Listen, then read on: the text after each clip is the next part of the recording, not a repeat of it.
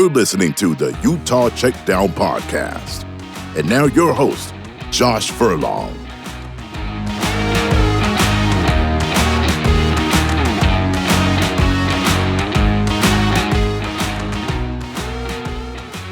Welcome back to another edition of the Utah Checkdown podcast. I am Josh Furlong, happy to be back with you again for another week. It's the last week of spring ball. Yesterday was tax day. Hopefully you didn't have to pay too much like I did. So with that in the background, we get to talk more college football for the week left of spring football. So Utah obviously has been working hard and trying to kind of ramp up to the spring game. That will be a little bit different, and I'll explain that in a little bit. But we've got some observations from yesterday's viewing abilities that the media had, and we'll kind of talk about some other stuff. So let's jump into that. But first, let me tell you about our partners, Canyon View Credit Union. Every possibility begins with a spark, and possibility can grow into something even better than expected. With a clear view of what matters most, your possibilities are endless. From its first flicker at the University of Utah, U First Credit Union has grown to meet its potential and ignites your possibilities. They've grown into Canyon View Credit Union. Same roots, new path. Welcome to Canyon View Credit Union. Check out the full details at canyonviewcu.com. All right. So like I said, yesterday we got another viewing ability for the media. So we got an opportunity to see some more stuff. And, I don't want to say that there isn't a ton of difference, because there is. But at the same time, it has been pretty consistent. We've seen little things that have been going on and different things that have been improved and stuff like that. And so it's kind of a piecemeal kind of situation. But at the same time, you've got a team that is still not complete, right? Like there's still things that need to be done to be able to make sure that Utah is where it needs to be in fall. So spring has been good. I have noticed more than anything that the energy and the quote unquote juice of spring camp has seemed to be up, right? Like I don't remember there being this much excitement around the team, and not even just excitement, just kind of the care to detail in spring. Now, look, I could be misremembering things, and I'm not using this as a kind of a way to hype things up and say this team is so different or anything that way. But I do think you do have a team that after the last 2 years where things have sputtered, things haven't gone as well as they'd want to, you've got a team that is really bought into whatever the process is that Utah has, right? And so you've got this team that when they get up to these spring camps, and we see the viewing ability, or the viewing period, excuse me, I keep saying availability, whatever, it is what it is. You can sense their kind of commitment to wanting to get better and wanting to be able to do more. The offense is hyped up to be able to beat the defense. The defense is hyped up to beat the offense. And it just feels like there's just a different type of energy at Utah right now. So, like I said, whether that translates in the fall, it remains to be seen. We heard good things about Utah going into last year with Cam Rising coming back. Obviously, they brought in a bunch of new players to be able to complement his skill set and do different things that way, and we saw how that turned out. So things can happen. It's easy to be able to say that spring is going well and that everything is fine and dandy, and then fall comes and things blow up. So, but I do think this team has a lot of chemistry right now. I think the way that the offense has been tailored to be able to be more plug and play has definitely helped. Kyle Whittingham talked about that yesterday, saying this offense has been better. And I'm going to post a story tomorrow about this and get into more details on it. But essentially, Kyle has talked about that in the past, back when Andy Ludwig stepped down and they made the change, and, there was a lot of talk about the offense.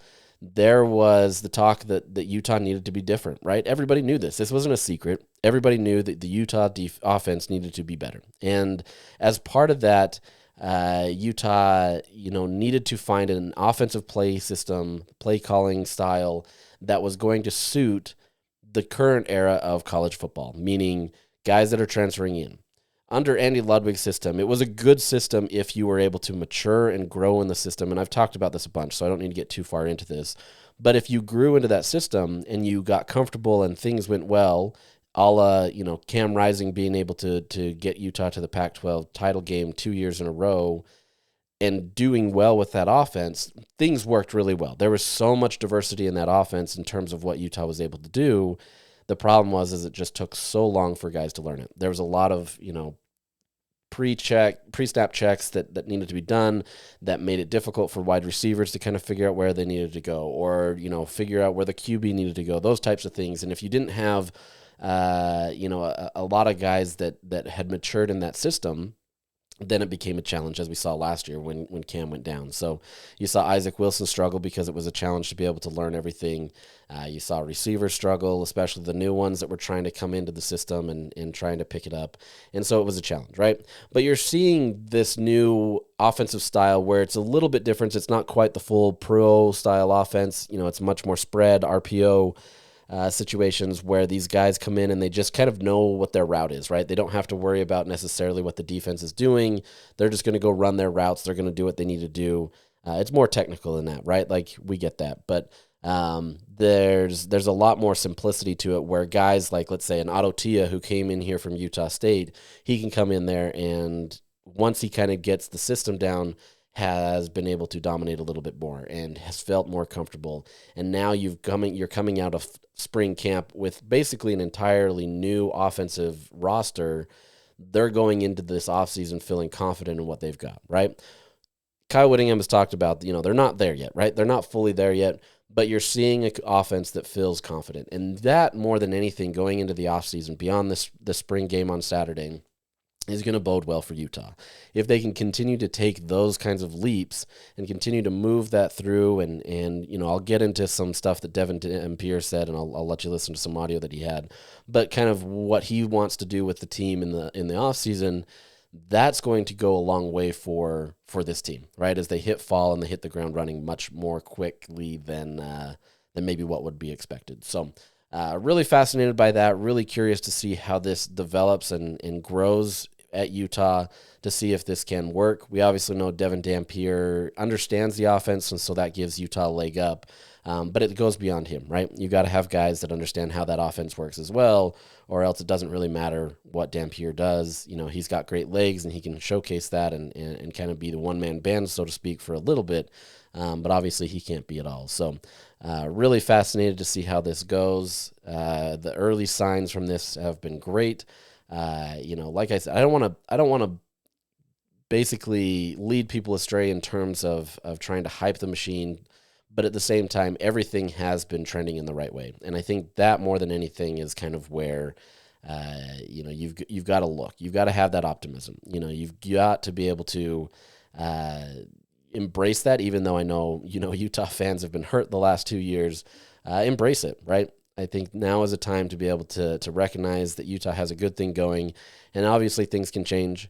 That's the nature of college football, and that's why the sport is played and the games are played and everything. But I think it's fine to be optimistic about things, be happy about things, and be ready for the fall. So just a few of my other observations from yesterday's viewing.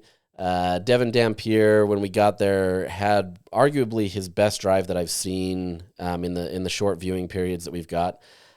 He mixed it up. There was several designed play calls for him. That offensive line did a phenomenal job of being able to create holes for him. He's patient, but at the same time attacks it, with speed and aggression to be able to get to where he needs to. That it really helps Utah in terms of what they're able to do, right? Like, he's not a guy that is slow by any means, and so when he hits that hole, he's going to attack it hard, and he's going to go for open space. And there was a couple that he made, whether it be off the edge or up the A or B gap, he was doing well there. And then on part of that, he's mixing the ball around, throwing it to various receivers. The drive ended with an Otto Tia about 20-yard touchdown catch right at the front of the end zone. And it was just a solid drive all around, really kept the defense on its toes. It's a good defensive unit out there. Not to say that they've been bad, but he's been able to find ways to break them. And you're starting to see much more confidence from him against this defense. There's times this year in the viewing that we've seen where the defense absolutely just is the better, right? They know what they know how to stop him, and they know what they can do to kind of confuse him, especially since they have kind of all the advantage of knowing the system. And he knows the system is on the offensive side, but knowing what Utah does and kind of how they mix things up. But you're starting to see much more confidence out of Dampier, and just kind of understanding that he can see what they're doing and he can beat them, right? There's a lot of times where they're left kind of trying to figure out what to do. And I think that bodes well.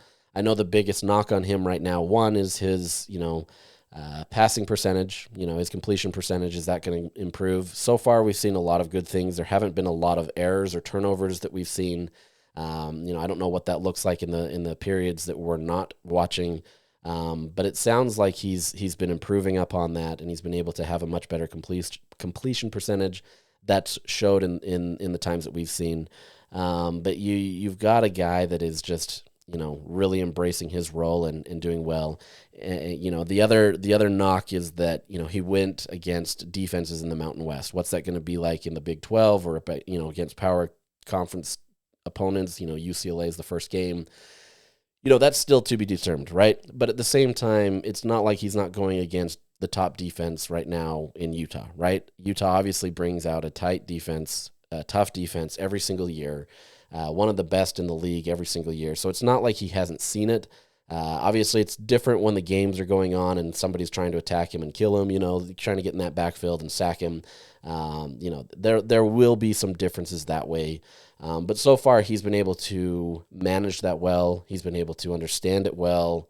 There hasn't been a noticeable drop-off in terms of him not being able to go against a power forward defense, that kind of stuff. So we'll see. These are all those things that have to be proven on the field in time. But so far, it has been good for him. So outside of that, Isaac Wilson and Bird Ficklin, they're the ones that continue to split reps. It's tough to fully say who would be QB2 at this point. There's times where early on Isaac was definitely the QB2 and he was getting those kind of reps, and then Bird would kind of come in QB3 reps. Some of that has flipped a little bit where Bird is coming in instead of Isaac, but that's not an indication necessarily that is the case. They have different play calls, different things that they want to run, and so it may just be a situation of they want Bird to run this over Isaac type stuff. So it's interesting to see where that will develop. Bird has definitely made improvements, and I've talked about that. However, both quarterbacks weren't able to get the offense moving yesterday. The defense definitely won those battles, and there wasn't much to there. Some of that may be play calling in terms of what they were trying to do. Not all of this is, a guy that needs to beat the defense. It's based on kind of some things that they're trying to do, get different looks, that kind of stuff. So don't read into that too much. But at the same time, there has been a clear difference between Dampier and his backups. So really fascinated to see how that goes moving into the offseason. Really fascinated to see what we can get out of the spring game. I'm not sure, there is a different format, but there, I'm curious to see how they utilize these quarterbacks and what they do. But I think that'll be an interesting battle going into fall camp. Utah has to have a solid backup. They felt confident in Isaac Wilson last year and felt he was a solid backup, but I think they truly believed that Cam was going to be healthy for a majority of the year, and they didn't need to have to worry about that. So after the past 2 years, you would hope that Utah is much more cognizant of that, understanding that they really need a solid backup too, that can run the offense that they need to. And I think Utah has full confidence in both of these guys to be that guy. Obviously, Isaac Wilson has one more year in the system, and so he's been able to understand the kind of the speed of the game. As I've mentioned, give a quarterback one extra year, get them then that redshirt freshman year, and they'd be good. Obviously, he's not a redshirt freshman, but if you can give them 1 year, they generally perform well. So that's not to say Bird Ficklin couldn't come in there and do well, but I think, he's up against it in terms of just kind of understanding the speed and everything that way. So, we'll see what happens there. Outside of that, continue to mention Hunter Andrews. The guy is everywhere. They list him as a tight end, and he is definitely playing as a tight end, but he's much more of a hybrid tight end where he is, a running back. He's, not always on the line in terms of, hands in the dirt type situation. He's going to be used in a lot of different situations, and I think he's going to 100% be an X factor to this offense. That's to say that, Dampier's not, or Wayshawn Parker isn't going to be. There's a lot of quote-unquote X factors that are going to be here. But I think what Hunter Andrews does, and you can even lump Nate Johnson into there as well, what those two specifically are going to do, they're going to change kind of the looks that Utah can run, right? Like you can mix and match. You can have Hunter, let's say, lined up in the backfield. You can have him lined up on the line, flexed out, whatever it may be. There's a lot of variability with him as well as Nate Johnson. So it's going to be really fascinating to see how these guys go. But by all accounts, continues to make progress every single week, continues to improve.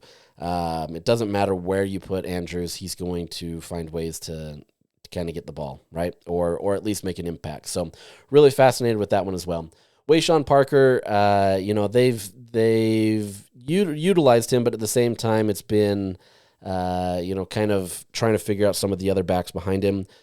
He's definitely still kind of the RB1. I know Kyle had mentioned that it's not a done deal yet, and I would imagine that he's still not going to be that definitive at the end of spring. But I think you're seeing a clear separation with him as well. He's got a lot of patience, but he attacks the holes really well. He's able to be physical. He can get some yards after contact and different things that way. Yesterday he had a great run where he was patient, hit the hole, and then it was a track race to the end zone that nobody could touch him for a 45-ish yard touchdown. He's finding ways to be able to impact the game. He's finding ways to be physical, kind of showcase his ability. He's got a great center of balance. A lot of things that are going to bode well for him as a running back. So I think Utah, for the most part, especially at QB and a running back, they have their guys and they feel confident in them. So now beyond Wayshawn, who is his backup? And this is kind of the question that I've had for quite a while, or even then, who's the guy that's pushing him for starting reps? Right now, I still don't see anybody that's pushing him to the same level to be able to be a starter. But we've seen a lot of good things from Devon Green, Nakari Richards, Daniel Bray, but each is kind of a different style of player. And so there's not been a natural kind of guy that kind of fits in there. Maybe it's Devon Green. They were teammates, in high school. They understand each other. They played together. They're kind of different in how they play, but Devon Green has really shown a lot of progress as well. Nakari Richards is probably more of your short yardage guy, third and short, put him in and he's going to ram through the line and be able to get what he needs. Daniel Bray is probably more of your change of pace back. Kyle had talked about early on that he's definitely going to be a guy that sees the field. Freshman, still young, trying to figure out where he needs to be.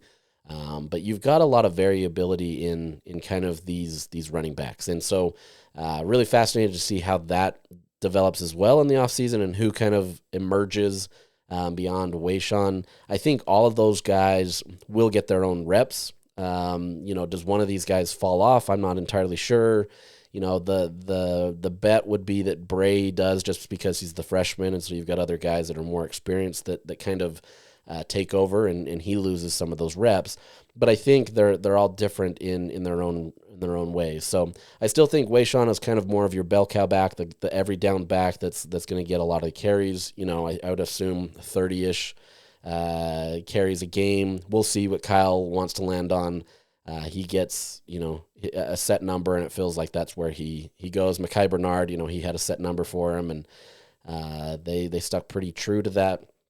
So we'll see what happens there. But Wayshawn definitely has the potential to be kind of the first every down back since maybe Zach Moss. You could argue that there were others along the way, but I'm talking more consistently. Wayshawn may be that guy. So another area of intrigue in terms of who his backups are and kind of how that moves. as far as some other guys go, Otto Tia has really come on as a receiver. I feel like he's starting to look more confident and comfortable in the system. He's been much more present on the field in terms of what he's been able to do, making a lot of plays. As I mentioned, he got that 20-yard touchdown. He just seems to kind of find the space and do what he needs to. So I think he's a guy to watch for. He obviously has had some success at Utah State, but I think there's, Utah needs more, right? And we'll see if that can happen. Beyond that, the offensive line, Kyle Whittingham says it's been as advertised. They've been great. In the viewing periods that we've seen, the O-line has given Dampier a ton of time. They've done a really good job at that first unit. I mean, you're anchored by two really solid tackles that were listed in CBS's top 150 players. Spencer Fano was listed at 21. I mean, this is a guy that is getting a ton of publicity going into the season and is living up to it. I mean, this is practice, right? But he's living up to it. He lived up to it last year. We'll see how it goes. But this offensive line is really doing its job, doing it well. They play well together. They are able to understand what the defenses are doing. They play consistently that way. The one knock here has been with the secondary center. There's been a lot of low snaps, down on the ground or just barely above the grass level where Dampier has to kind of scoop down. I have to imagine that will get fixed in the offseason. But if that's an area of concern going into fall, I would be worried about that. However, with that being said, Dampier has done a phenomenal job of being able to make plays out of that. That hasn't necessarily been a struggle for him. He's able to get the ball quickly and make something out of it. He's not rushing in the same sense that like he gets the ball and has to hurry and scramble or get a pass off. He still has time. So the offensive line has been doing their jobs despite the low snaps. But clearly you can't have that going into the season. You can't have your quarterback already in panic mode as, teams now can actually tackle him. Right now, guys can't get to him. With that said, guys haven't got to him for the most part, and so it hasn't been an issue. But at the same time, it's going to be interesting to see how that goes if we can't get it. So that's that. In terms of kind of what Kyle Whittingham has said, kind of recapping that, he said, there hasn't been a bad practice this spring. Feels really confident in what the team has been doing. They've progressed each day. However, he still wants to see more. That's typical coach speak, and I would have to agree with that. There's always more you can do. So there isn't much there. But the two position groups that he feels like have improved the most, or at least it feels like they've improved based on kind of the preseason expectations, is that wide receiver. He says especially Zach Williams is doing really well. He's really become a standout player, and I talked about that last week, how he could be potentially wide receiver one. There's a lot of guys that are starting to step up, but this is an offense or a unit that is really just being able to have the ball spread around. It hasn't been necessarily one guy outside of maybe Zach, maybe Otto Tia. Sometimes it's been other guys, Dadrian Zipperer, Creed Whitmore, different guys, but it's been much more spread around than maybe we've used to see, although Utah, you could argue that Utah doesn't pass the ball a ton. So we'll see how that goes, but he's been really impressed with kind of that position group and their level of improvement. And then on the defensive side, it's been safety. Feels like Rabbit Evans and Teo Johnson have really stepped up and done a phenomenal job of being able to lead that group. There's been some other guys, but those are the two that are kind of getting the shout-outs especially and really improving. So that's good for Utah, obviously, being able to know that wide receiver on the offensive side was the area of concern where Utah didn't necessarily have the guy, right? Not having Dorian Singer come back, losing that appeal, hurt Utah in some respects in the sense that they didn't have a guy that they felt like could be your number one guy. But, I contend that this also gives Utah an opportunity to spread the ball around, not get fixated on just one guy. Not to say that can't happen or shouldn't happen, especially if that guy can consistently produce. But this gives Dampier a lot of weapons to be able to move forward with. So considering where this was at the beginning of the season, where Kyle kind of was less than complimentary in terms of the wide receivers and not feeling confident, that's a big improvement. So yeah, that's a little bit of that. Let me get into some Devon Dampier audio just to kind of see kind of his mindset going into this. So this is Dampier talking about a bunch of different things, but at the end he specifically talks about the offseason, and I want to kind of talk about that after that. Devon, how do you feel after a month of spring ball? I feel great. Obviously, again, I say it all the time. Coming here, I knew the defense was going to be great, so just getting that work against a great defense, especially for me personally, I feel like I'm getting better by today. And just the new guys adjusting to the new offense already here, they learn fast. So I think we're on the right track. We're moving fast. We're getting done when we got to get done. Kyle talked about the improvement from the receivers. What have you seen from them, and how encouraged do you feel about that group? Yeah, I think receivers are a very big quarterback-receiver chemistry thing. So just them learning how we want to run our offense and what we want to do. And, when they're able to pick that up, they're basically on the same chemistry as me. So when we both know what we're doing on the field, completions tend to come really easy. So I think we're getting a better job of just feeling each other and, knowing what's going on the field together. Devon, where have you improved since last year with New Mexico? Yeah, I feel like turnovers is something, just protecting the ball. That's something big I've been working on this spring. But just also, you're never at full potential. There's always room to get better. So just always going over film, seeing what I can do better, just taking everything away every practice. How different is the offense here that you ran in New Mexico? I know it's the same OC, obviously, but is there any wrinkles that maybe you've had to learn or different things that way? Yeah, obviously there's a couple things we add on.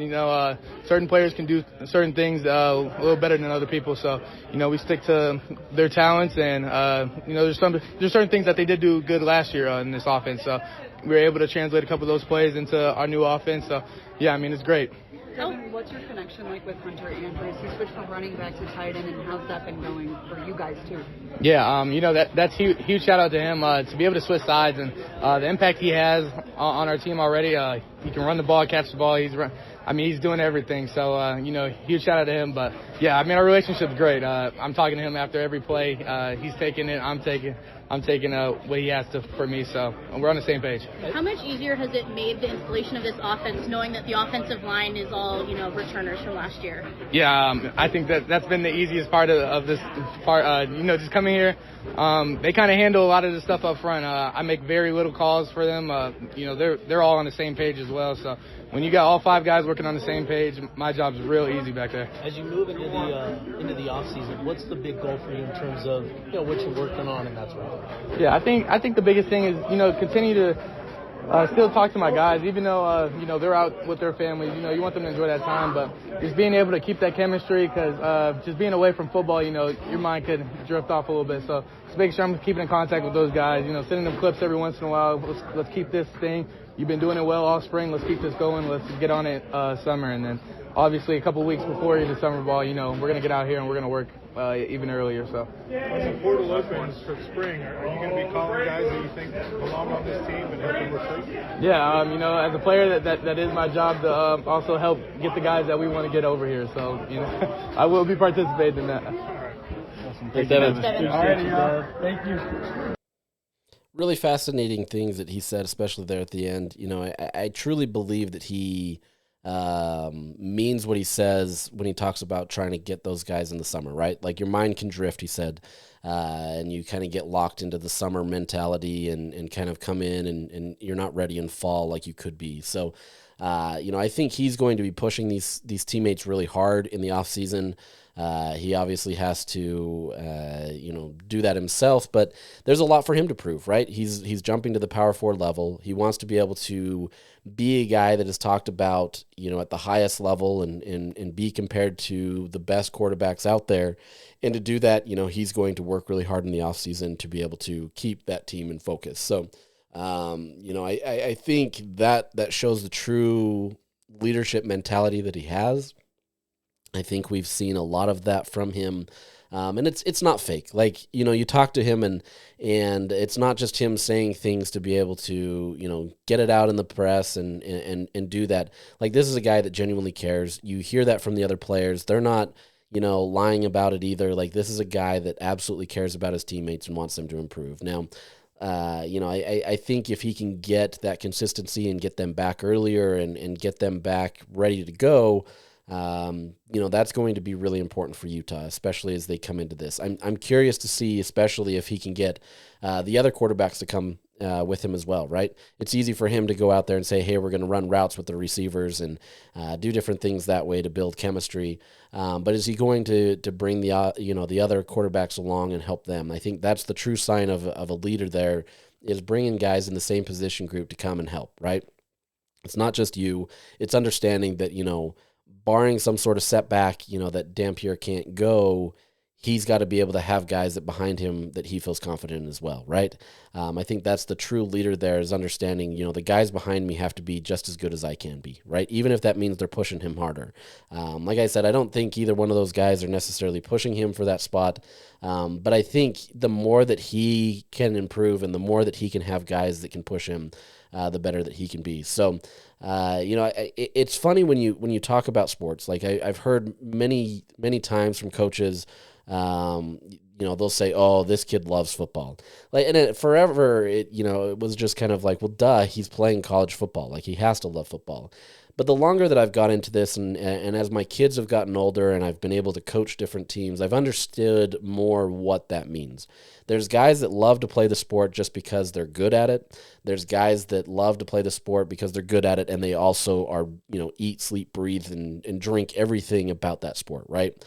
That's what they mean generally with these guys. These are those guys that, yes, they have to take the necessary time off. You can't go full tilt every time, but you have to take the rest, and then you jump back into that mindset, right? It's the Kobe Bryant mentality where, whatever your weakness was or perceived weakness was, you're going to improve on that and just continue to go and go and go and go until you improve that and make that strong. Jalen Johnson used to do that. Clark Phillips used to do that at Utah. That's the mindset that Utah has to have to be able to improve and be able to get to where they need to be. Utah doesn't have the luxury of coming into this season and just getting by, right? Obviously, the expectations for this team are going to be lower considering what they were last year being picked to win the conference, but that doesn't mean that Utah can just kind of sit back and let the game come to them. This is a team that has to show improvement, and they have to show that things are different. And if they can do that, great, right? Like this is a team that's going to take a lot of pride in that. But it's going to be this type of stuff, the offseason work, that's going to matter the most, where they're going to be able to do things as a player run. There is some stuff where coaches can coach them up and do different things, but they're not allowed to watch any of these things. They're not allowed to, do things that kind of coach on the field, so to speak. And so a lot of this has to be player run. It has to be guys that, want to do it. And the ones that are going to do that and take that seriously are generally going to be the better players, right? And so really curious to see what this offseason looks like, what they do. A lot of these guys will get into the gym, put on some weight, that kind of stuff. So this offseason is going to be pivotal for this team, more so than probably years past, just simply because they've got a lot to prove. And so I'm curious how that goes. So he did mention in there that he will be active in talking to guys in the portal. The portal did open today, and so, there's going to be, it's a 10-day window. There's going to be some movement. There's been some interesting notables there. Jaden Ott, the dynamic running back at Cal, put his name in the portal and then immediately transferred to Oklahoma the next day. So kind of shook up things a little bit there. Oklahoma's going to be pretty good with John Mateer and Jaden Ott there.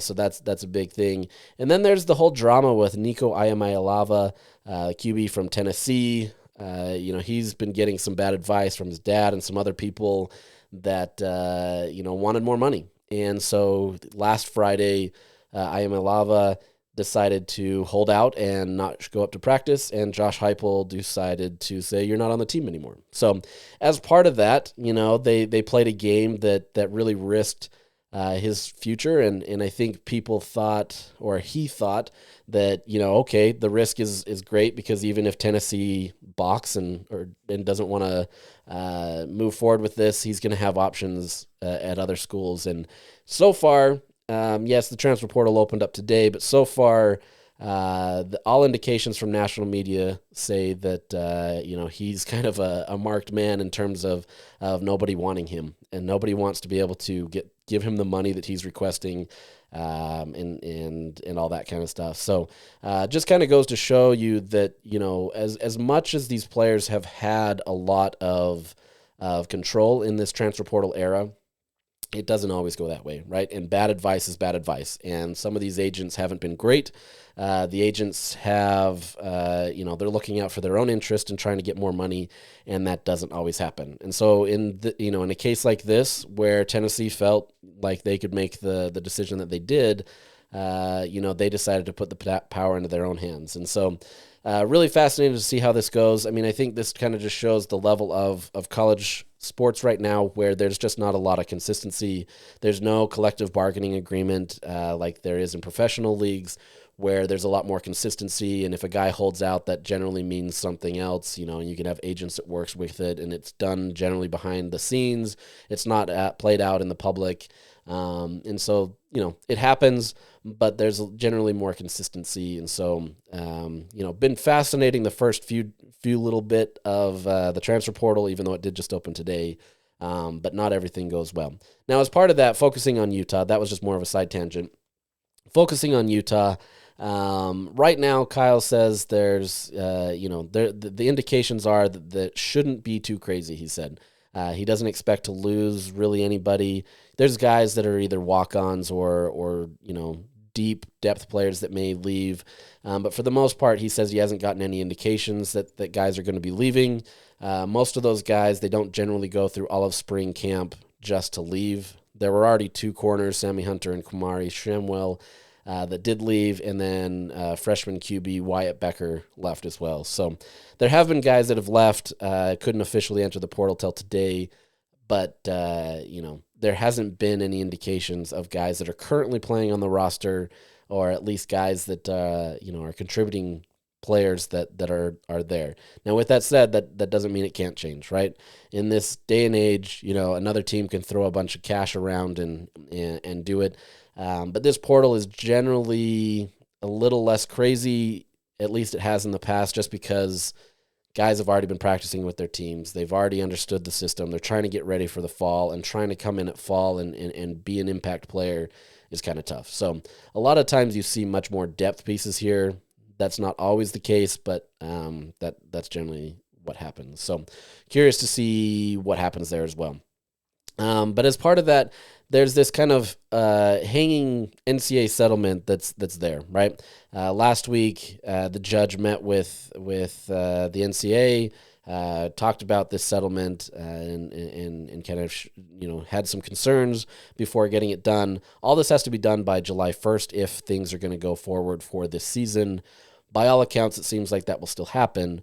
But because of that settlement, there has been a lot of talk about programs just throwing a ton more money around right now, doing things that they probably wouldn't do normally, just because they want to get that money out there, get these players before a settlement makes things a little bit different.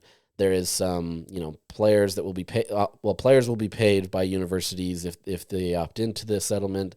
But then also you've got, a more stringent set of rules for NIL. With that said, I'll believe it when I see it. The NCAA hasn't been great at mandating this or dictating how this goes. They will have a third-party entity that will focus on these NIL and make sure it isn't a pay-for-play. But like I said, I'll believe it when I see it. There hasn't been anything that has really changed there. So as part of that, Kyle says they're not going to change how they do it in this portal. They're not going to just throw around a bunch of cash before this settlement. He says they don't have a vault of cash. That's the phrasing he used.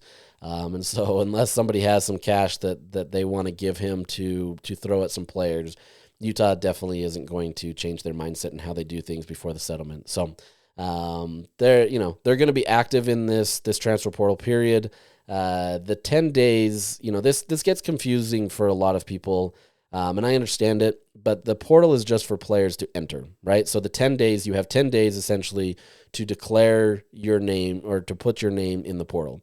I've mentioned this in the past. Generally, that can be 24, 48 hours after where it hits the portal, but they have to declare to their university that they want to be in the portal by those 10 days, right? And then the university has to get that in there. So Players can be picked up after that time. They can be picked up all the way up till fall camp. Generally speaking, you don't see a lot of that go on past, maybe a month. Any guy that is in the portal that teams want will probably pick him up within the next month or so. So any guys that Utah's hoping to get should be happening now-ish through the end of the month, right? Once it turns into March or May, you start especially focusing on your recruits. June is a big, heavy month for official visits and stuff like that. May is being more of that as well.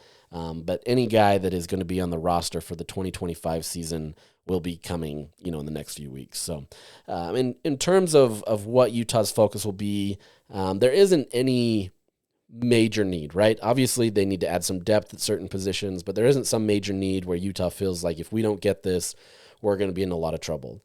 Now, with that said, there is some depth issues and some things that Utah wants to improve upon. So the big areas of focus that Kyle Whittingham is kind of mentioning is at wide receiver. They want to get at least one other wide receiver, potentially if they can get a guy that can be, a wide receiver one type player. That would be their ideal.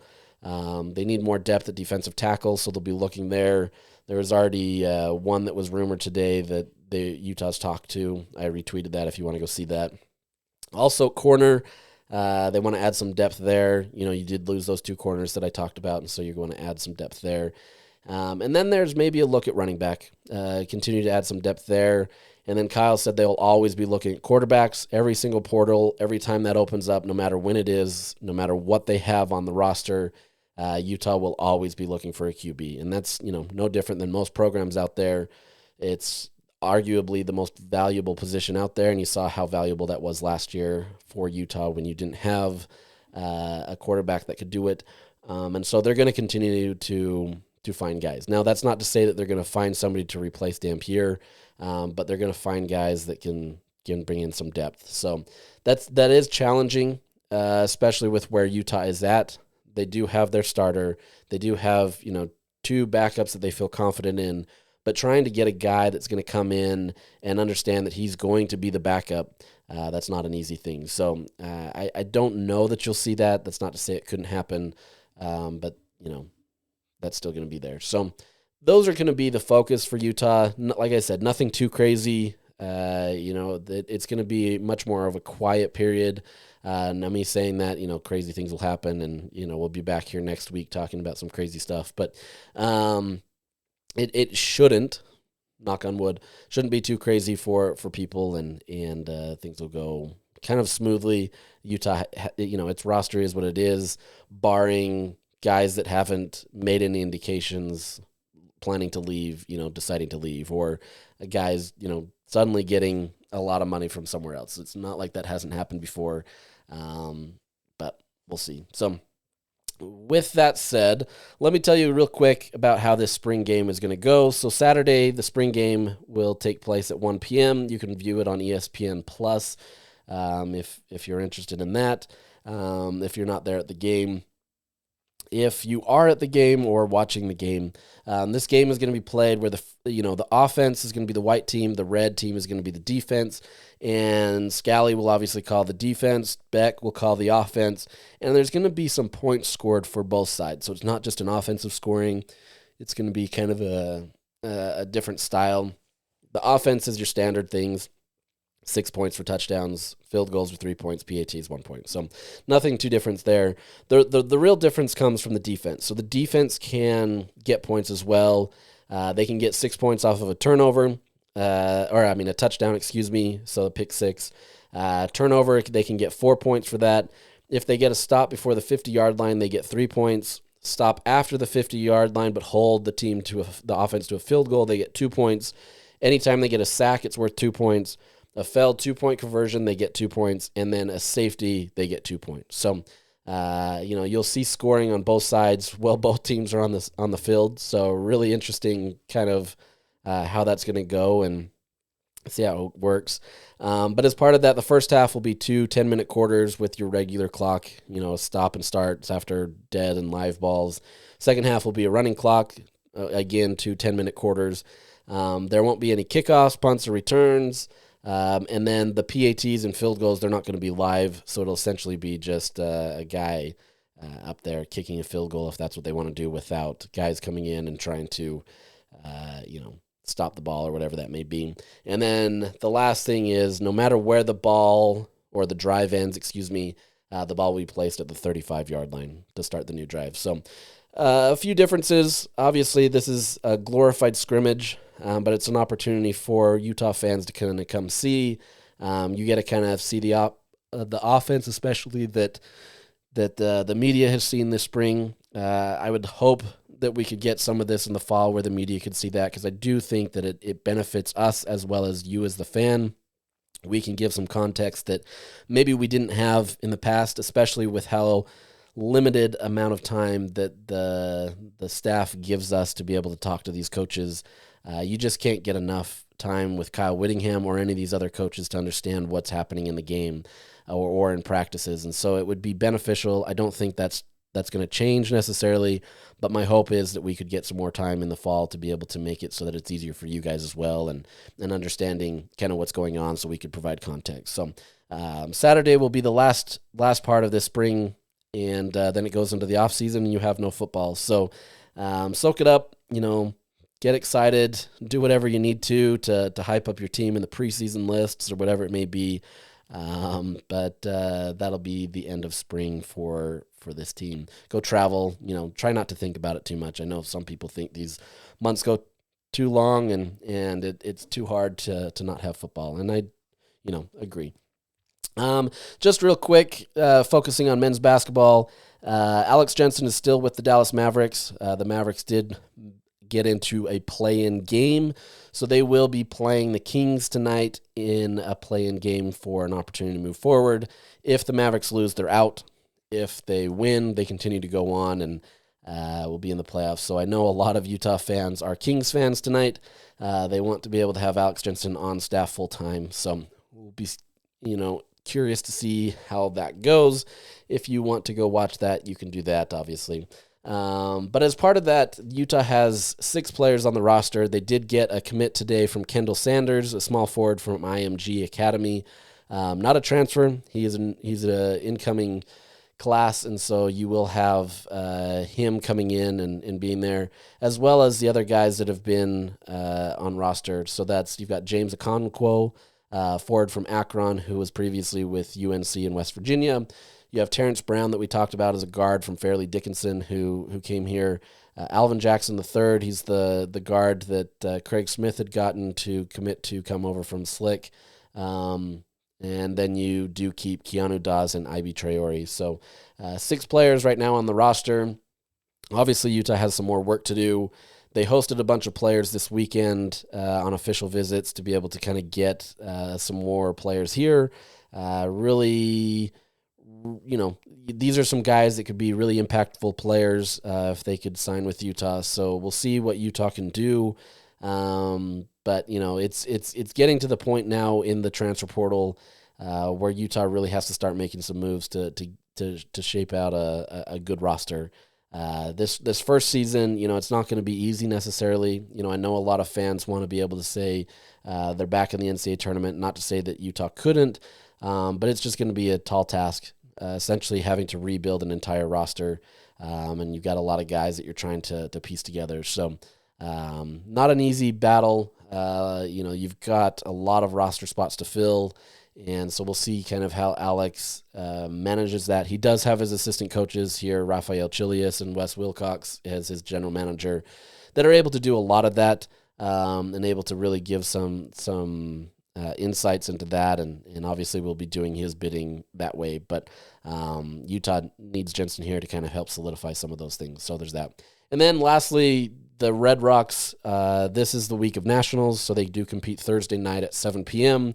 If they make it into the top 2 of that semifinal, then they make it to the last day of the 4 on the floor, the final 4 teams in the country. Utah does have a tough quad meet for them, so they have UCLA, Michigan State, and number 1 LSU in their semifinal. So 2 top teams will come out of that for a chance to compete on Saturday for a national championship. So this is a team that has done really well. They feel really confident in themselves. They're talking about it more. They're not shying away from wanting to win a national championship. I know sometimes that's kind of the things that teams, they don't want to say. You don't want to jinx it, and so nobody's going to say it. But this is a team that's fully embracing that and really trying hard to get there. This year in gymnastics especially, there hasn't been necessarily one dominant team. You could argue LSU has been that in terms of what they've been able to do as of late, but this is anyone's game. And all it takes is, one bad rotation or one thing that way that can change the game. So this will be an interesting nationals for Utah. They're tired of finishing in third. They've done that for the last, I think, 4 years, if I remember right. And they want to be able to finish higher, obviously. So we'll see what happens. They have the talent to be able to win a national title. The question is if they can hit on all 4 events on the same night. So with that, we're going to close out today's episode. I appreciate you for listening. We'll recap next week the spring game. I'm going to have some special guests coming up here soon. I know I tease that sometimes, and it doesn't always happen. Just hoping we can get these schedules out. Hopefully, eventually, we can have a co-host with me so you don't have to just listen to me forever just talking about the same BS. But hoping we can get some of those changes, and we'll kind of go from there. But we'll have a special guest next week, and potentially one the week after that to be able to talk about some things with football and some other stuff. So I appreciate you listening to me. I really do. You make it worth it to come and do these episodes and talk about the various things going on at Utah. We will continue to go over a bunch of stuff in football in the off season. We'll review schedules, we'll review position groups, that kind of stuff, and kind of go from there. So thank you for listening today, and we will talk to you later.